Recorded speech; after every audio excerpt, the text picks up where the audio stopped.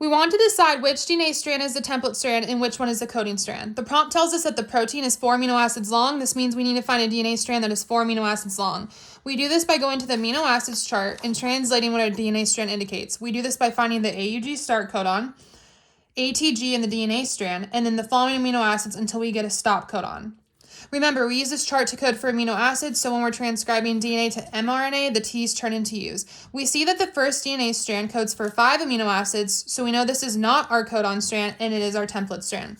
The second strand we're going to write in the 5' to 3 direction, since it's the orientation of an mRNA sequence. So we see that this sequence codes for 4 amino acids, therefore this is our coding strand. Now we write out our mRNA sequence in the 5 to 3 direction and can see that it's basically the same sequence except for that the T's turn into U's.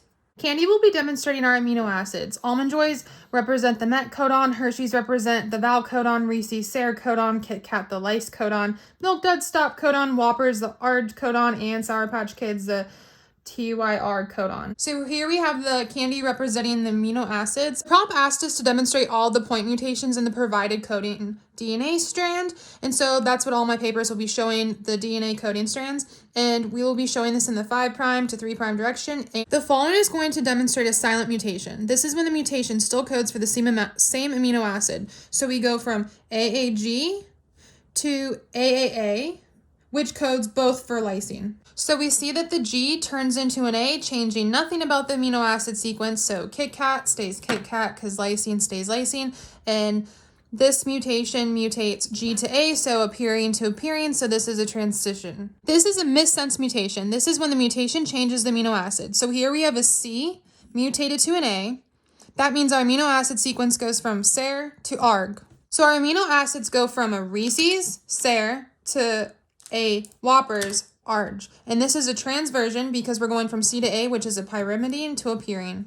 This is a nonsense mutation. This is when the mutation changes the codon to a stop codon. This means that it stops the amino acid sequence prematurely. This creates a shorter protein. Here we have an A mutating to a T, which is a U in an mRNA sequence, so a UAG, stop codon. So going from lyse to stop. So our amino acids go from Kit Kat, lyse, to a Milk Dud, stop codon. And this is a transversion because we're going from A to T, which is a purine to a pyrimidine. This is a read-through mutation. This is when a stop codon is changed into a non-stop codon, which means that the protein is longer because it has more amino acids than it should since it was not stopped on time. So here we have an A mutating to a C, changing the stop codon into a TYR codon.